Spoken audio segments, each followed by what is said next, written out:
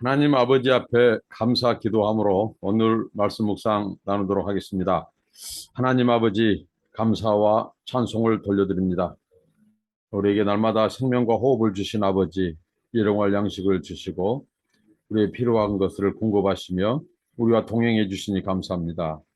하나님 아버지, 세상은 갈수록 흉흉해지고 악해지고 이런 시대 속에서 저희가 살고 있습니다. 이럴 때 더욱더 하나님의 말씀이 우리의 기준이 되게 하시고 하나님 말씀대로 생각하고 판단하고 그 말씀을 쫓아 살게 하옵소서. 오늘 또 성령님께서 말씀을 깨닫게 하시고 아버지의 뜻을 분별하여 그 말씀대로 순종하며 사는 우리의 삶이 되도록 인도하옵소서. 예수님의 이름으로 기도합니다. 아멘. 찬송입니다. 이 세상에 근신된 일이 많고 이 세상에 근심된 일이 많고 참 평안을 몰랐구나. 내 주 예수 나로라 부르시니 그 평안이 시리로다. 주 예수의 구원의 은혜로다. 참 기쁘고 즐겁구나. 그 은혜를 영원히 누리겠네. 그 평안이 시리로다. 이 세상에 공고한 일이 많고 참 쉬는 날 없었구나. 내 주 예수 날 사랑하시오니 그 평안이 시리로다. 주 예수의 구원의 은혜로다. 참 기쁘고 즐겁구나. 그 은혜를 영원히 누리겠네. 그 평안이 시리로다. 이 세상에 죄악된 일이 많고 참 죽을 일사였구나. 내 주 예수 날 건져 주시오니 그 평안이 시리로다. 주 예수의 구원의 은혜로다. 참 기쁘고 즐겁구나. 그 은혜를 영원히 누리겠네. 그 평안이 시리로다. 아멘. 오늘 나누신 하나님의 말씀은 사무엘하입니다. 사무엘하 14장 21절로 33절 말씀입니다. 왕이 요압에게 이르되 내가 이 일을 허락하였으니 가서 청년 압살롬을 데려오라 하니라. 요압이 땅에 엎드려 절하고 왕을 위하여 복을 빌고 요압이 이르되 내 주 왕이여 종의 구함을 왕이 허락하시니 종이 왕 앞에서 은혜 입은 줄을 오늘 아나이다 하고 요압이 일어나 그슬로 가서 압살롬을 데리고 예루살렘으로 오니 왕이 이르되 그를 그의 집으로 물러가게 하여 내 얼굴을 볼 수 없게 하라 하매 압살롬이 자기 집으로 돌아가고 왕의 얼굴을 보지 못하니라. 온 이스라엘 가운데에서 압살롬 같이 아름다움으로 크게 칭찬받는 자가 없었으니 그는 발바닥부터 정수리까지 흠이 없음이라. 그의 머리털이 무거움으로 연말마다 깎았으며 그의 머리털을 깎을 때 그것을 달아본즉 그의 머리털이 왕의 저울로 200세겔이더라. 압살롬이 아들 셋과 딸 하나를 낳았는데 딸의 이름은 다말이라. 그런 얼굴이 아름다운 여자더라. 압살롬이 이태 동안 예루살렘에 있으되 왕의 얼굴을 보지 못하였으므로 압살롬이 요압을 왕께 보내려 하여 압살롬이 요압에게 사람을 보내 부르되 그에게 오지 아니하고 또 다시 그에게 보내되 오지 아니하는지라. 압살롬이 자기의 종들에게 이르되 보라 요압의 발이 요압의 밭이 내 밭 근처에 있고 거기 보리가 있으니 가서 불을 지르라 하니라. 압살롬의 종들이 그 밭에 불을 질렀더니 요압이 일어나 압살롬의 집으로 갔어. 그에게 이르되 어찌하여 내 종들이 내 밭에 불을 질렀느냐 하니 압살롬이 요압에게 대답하되 내가 일찍이 사람을 네게 보내 너를 이리로 오라고 청한 것은 내가 너를 왕께 보내 아뢰게 하기를 어찌하여 내가 그 술에서 돌아오게 되었나이까. 이때까지 거기에 있는 것이 내게 나았으리다 하려 함이로다. 이제는 네가 나로 하여금 왕의 얼굴을 볼 수 있게 하라. 내가 만일 죄가 있으면 왕이 나를 죽이시는 것이 옳으니라 하는지라. 요압이 왕께 나아가서 그에게 아뢰매 왕이 압살롬을 부리니 그가 왕께 나아가 그 앞에서 얼굴을 땅에 대어 그에게 절하매 왕이 압살롬과 입을 맞추니라. 아멘. 에, 이 앞에 본문에서 요압이 이 다윗이 그 아들 압살롬을 그리워하는 한편으로 그리워하는 것을 알고 그 다윗의 마음을 바꾸기 위해서 다윗의 관점을 바꾸기 위해서 두고와에 사는 여인을 이제 에, 어떻게 보면 고용해서 그 여인에게 다윗 왕을 설득하기 위한 그 이야기를 꾸미죠. 거기에 다윗이 상당히 감동이 된 것 같아요. 그래서 오늘 보면 그 아들 압살롬을 불러라고 말을 합니다. 그 압살롬을 데려와라 이렇게 말을 하죠. 그래서 요압이 이제 압살롬을 데리러 가는데요. 그때 압살롬은 저기 그의 애가 그술이라고 하는 곳에 있었죠. 압살롬을 데리고 예루살렘으로 이제 요압이 데려왔습니다. 근데 문제는 바로 다윗이 압살롬 만나기를 거부한 것입니다. 에, 지금 이제 지난 3년 동안 압살롬을 다윗이 그리워했어요. 그런데 그에게는 바로 이 아버지로서의 깊은 상처가 있는 거죠. 바로 배가 다르지만 자기 아들들, 왕자들의 난이죠. 어떻게 보면 배가 다른 이 압살롬이 그 형, 이 왕의 큰아들이죠. 다윗의 큰아들을 이제 여동생을 강간한 것으로 인하여 복수 살인을 합니다. 복수해서 그를 죽이죠. 이에 이제 다윗이 굉장히 그 아들을 가슴에 묻고 슬퍼하죠. 이런 아버지의 상처가 채 아물지 않았을 것입니다. 3년이 지났어요. 이제 어렵게 이제 왕으로서 요압, 그의 신복, 그의 충성된 그 신하인 요압의 제안을 받아들여서 그 압살롬을 이제 데려옵니다. 근데 아버지로서 용납이 안 되는 거예요. 그만큼 다윗에게는 깊은 상처가 있는 것입니다. 사실 오늘 우리들 삶 속에 결국은 우리 인생은 관계입니다. 하나님과의 관계이고 이웃과의 관계이고 또 타인과 또 나와의 관계이죠. 피조물과의 관계이기도 하고요. 이런 관계 안에서의 갈등들이 매우 심각합니다. 그러니까 다윗 역시 바로 아들과의 관계, 또 압살롬은 아버지와의 관계, 여기에서 그들이 바로 갈등 관계에 있었고 상처 관계가 있었다는 거죠. 상처. 이제 다윗이 압살롬을 이제 허락했어요. 왕으로서 예루살렘으로 기양하도록 허락을 했는데 그 왕궁 아버지가 그 아들을 보는 것, 대면한 것은 아직 안 받아들여지는 거예요. 왕으로서는 명령했지만 아버지로서는 용납이 아직도 안 된 거예요. 그만큼 깊은 상처가 있습니다. 그러니까 우리가 관계가 깨어지고 관계가 멀어진 것은 결국은 상처 때문이에요.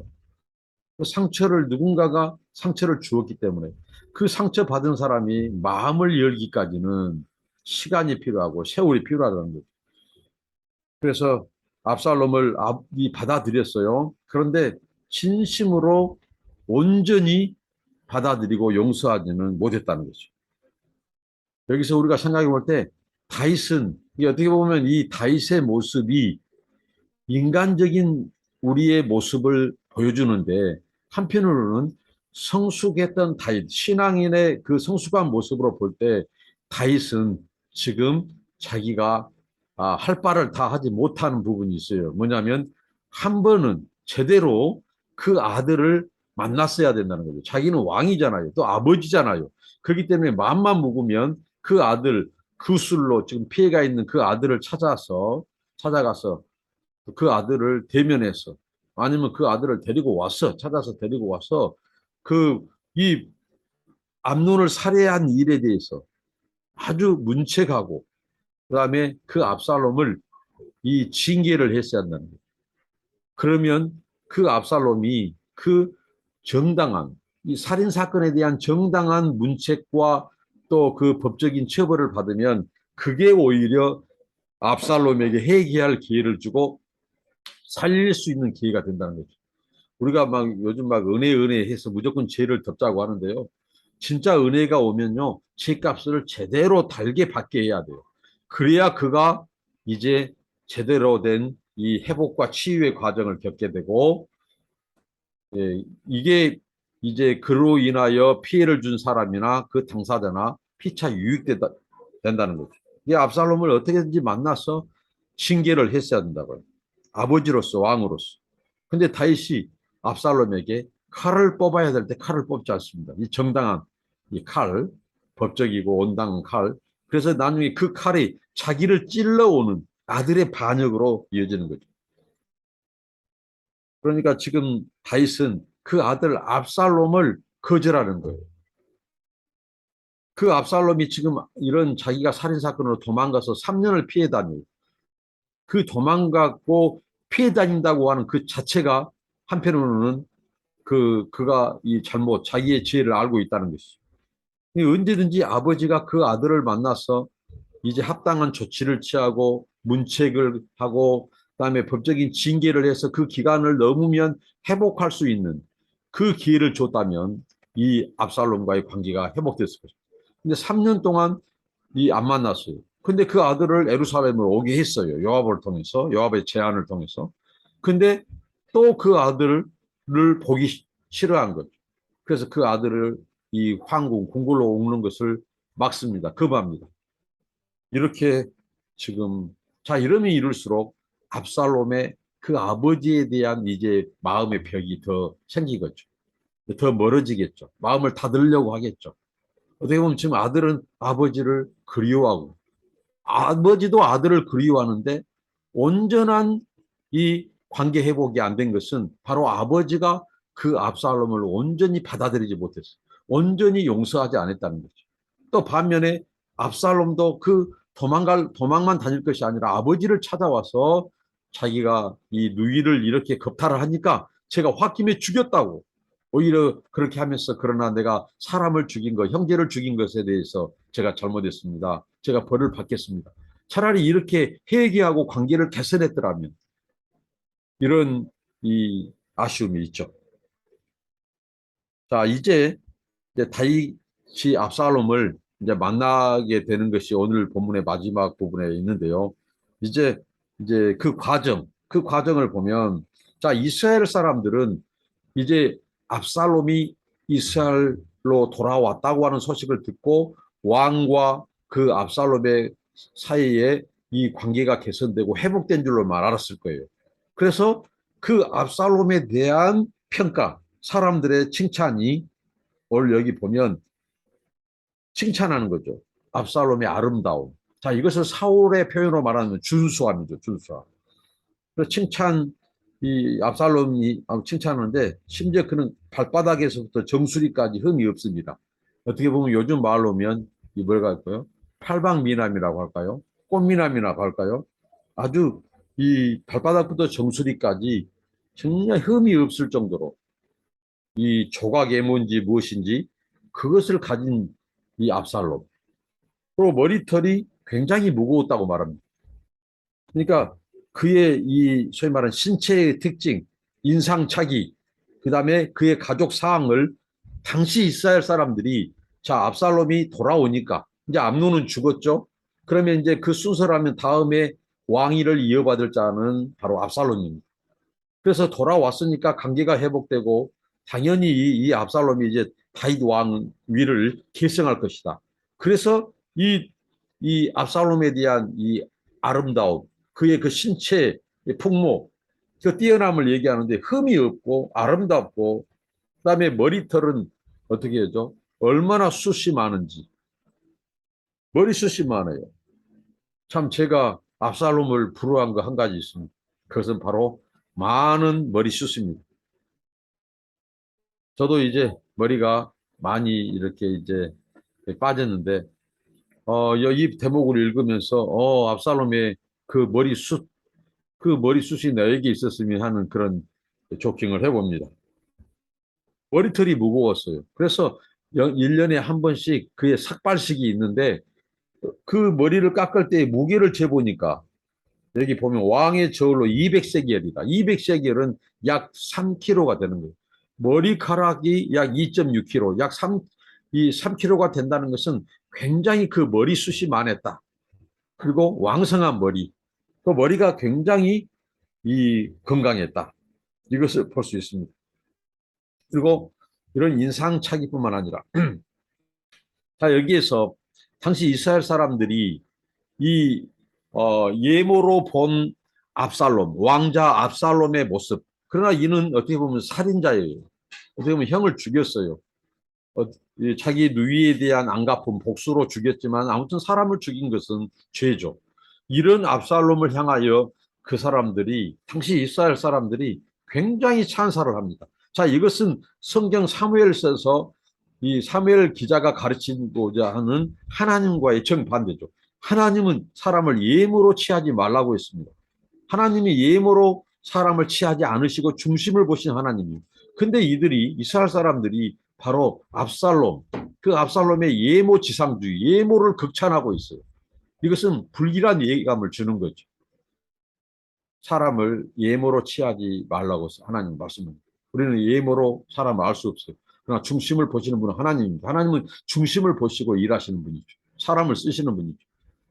그러니까 그 시대나 어느 시대나 사람을 예모로 뽑거나 예모로 판단하고 사용하는 것은 그만큼 위험성이 있는 것입니다. 그리고 이제 그 가족 관계를 말하는데 압살롬의 바로 세 딸과 한 아들이니까 이렇게 소개되고 있죠. 예, 아들 셋과 딸 하나요. 아들 셋과 딸 하나. 근데 딸의 이름을 다말이라고 합니다. 다말은 바로 그가 죽인 암논, 큰 형 암논에 의해서 겁탈당하고 버림받은 그 누이 동생 이름이 다말입니다. 그 누이가 얼마나 안쓰럽고 안타까웠는지, 그리고 그 누이가 아름다웠어요. 그래서 자기 예쁜 딸을 다말이라고 이름을 진 거죠. 이렇게 소개하고 있어요. 그래서 이제 이렇게 소개되어 있는데, 성경이 이렇게 말합니다. 압살롬이 2년 동안 다윗의 얼굴을 못 봐요. 예루살렘까지 왔는데 가까이 아버지를 두고 2년 동안 못 봐요. 자, 그럼 토탈 그가 형 암논을 죽이고 피해 다니던 그 3년, 그리고 그 그술 에가에서 돌아와 가지고 예루살렘에서 자기 집에서 있던 2년. 그래서 총 5년 동안 그가 아버지 얼굴을 못 봅니다. 그래서 정말 이 감옥 없는 창살 같은 삶. 정말 아버지가 불러서 왔는데 아버지는 자기를 보기를 싫어하고, 그래서 뭔가 정말 이렇게 돌아갈 수는 없고, 그래서 그가 이제 요압에게, 자기를 주선해서 예루살렘으로 오게 했던 요압에게 사람을 2번이나 보냅니다. 2번이나 보내서 나를 주선하듯이 제발 내 아버지 다윗 왕을 만나게 해주라는 거죠. 면담하게 해주라는 거죠. 그럼에도 불구하고 이 요압은 그 말을 안 받아들입니다. 말을 묵어버립니다.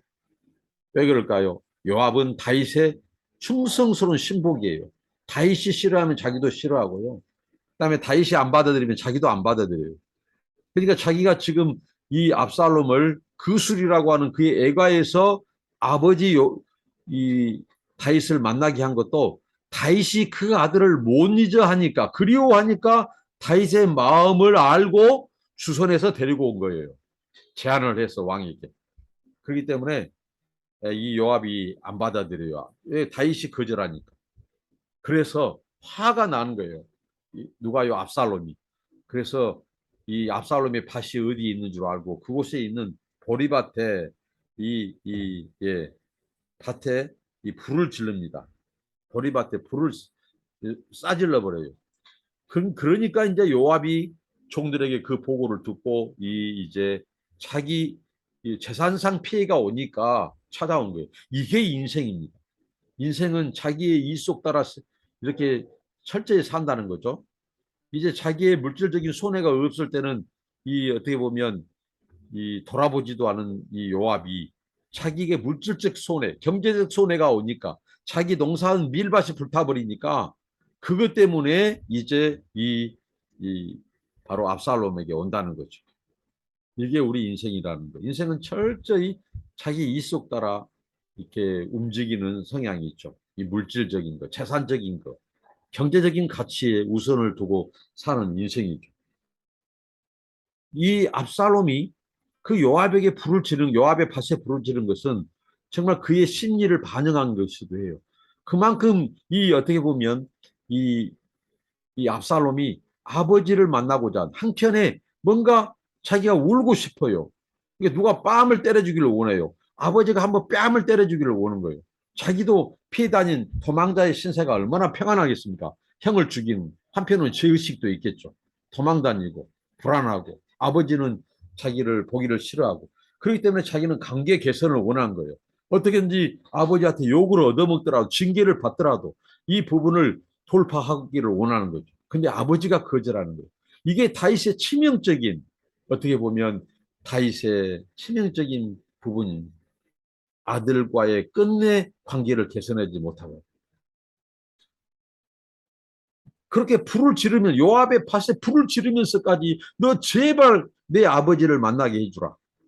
그러니까 이제 요압이 그제서야 이 압살롬의 청을 듣고 바로 이제 왕과의 만남을 주선합니다. 압살롬이 네가 나로 하여금 왕의 얼굴을 볼 수 있게 하라. 이렇게 요청을 하죠. 내가 만일 죄가 있으면 왕이 나를 죽이시는 것이 옳으니라. 내가 죄가 있으면 내가 달게 받겠다. 그것이 죄가 된다면 내가 내 누이를 강간한 그 압살롬을 이 암논을 죽인 것이 만약에 죄다면 내가 죄를 징계를 받겠다. 그러니까 왕을 만나게 해주라. 이렇게 합니다. 그래서 왕이 그를 부르죠. 그래서 왕 앞에 예를 갖추고 땅에 얼굴을 대고 절합니다. 왕이 다윗 왕이 그의 아들 압살롬을 5년 만에 만납니다. 입을 맞췄습니다. 입을 맞춘 것은 용서의 의미예요. 그런데 이 입을 맞추고 했지만은 이 아버지로서 그 자기 큰아들 암논을 죽인 것이 이제 아직까지 세월이 지났지만 아직까지 안 받아들여져. 아버지로서 용납이 안 되는 거예요. 왕으로서는 형식적으로 사람들 앞에서 그를 돌아오게 하라. 그리고 왕궁에서 5년 만에 만났지만 아버지로서 용서가 안 되는 거예요. 자기 큰아들을 죽이는 거. 죽인 거에 대해서 아직도 용서가 안 돼요.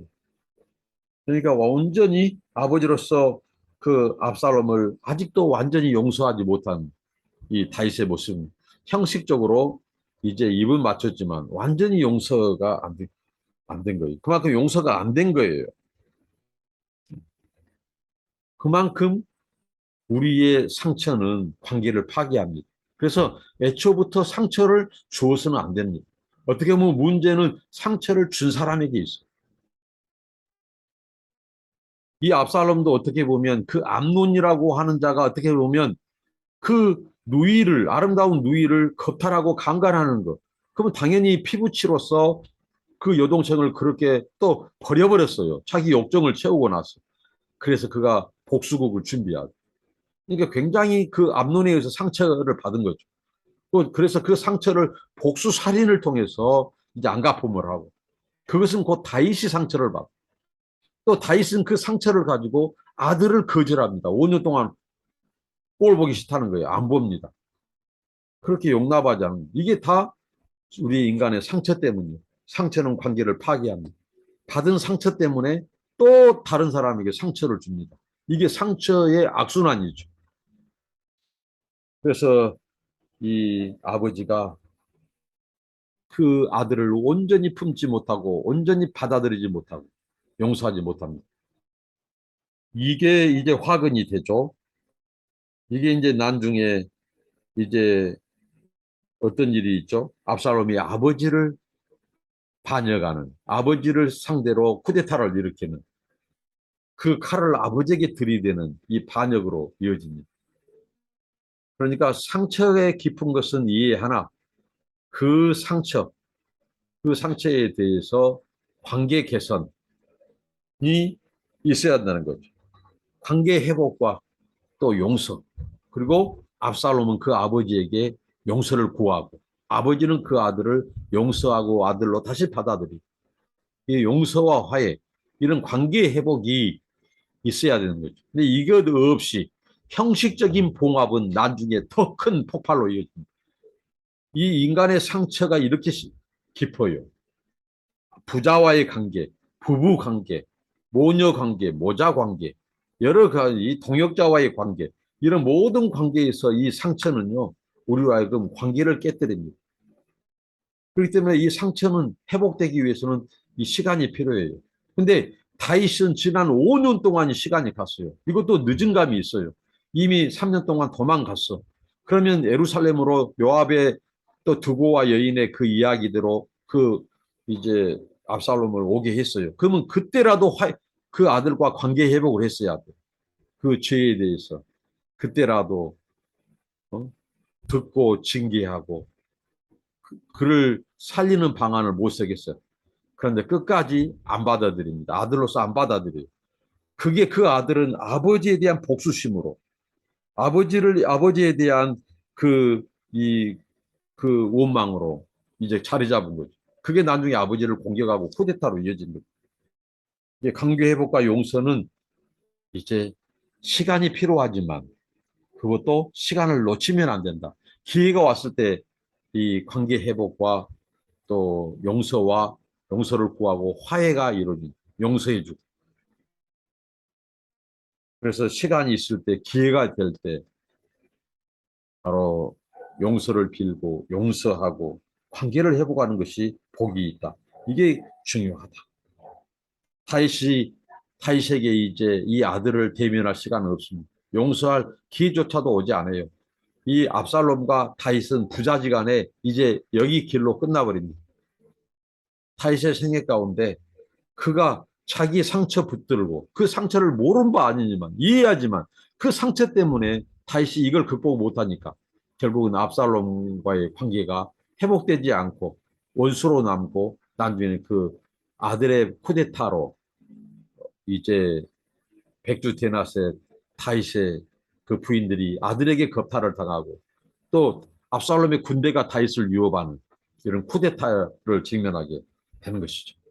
자, 오늘 말씀을 통해서 이 우리 안에 들어온 이 죄 문제, 그다음에 상처로 인한 관계의 파괴 이런 부분들을 살펴보았는데요. 이게 한 번은 다윗이 그 아들을 분명히 이 죄에 대해서 문책하거나 징계를 통해서 그게 그 영혼을 살릴 수 있는데 그는 그 기회마저도 놓쳐버렸고 그 아들을 온전히 용납하지 못하고 받아들이지 못함으로 5년 동안 그 아들이 겉돌게 만들고 그것은 그 아들에게 반항심을 키우게 만들고 끝내 아버지의 사랑을 받지 못하는 아들 그 상처 때문에 어떻게 보면 다윗이 그 아들도 이해했어야 돼요. 암논이 이 소위 말하는 압살롬이 자기 여동생을 그렇게 겁탈하고 버려버리는데 누가 화가 안 나겠습니까?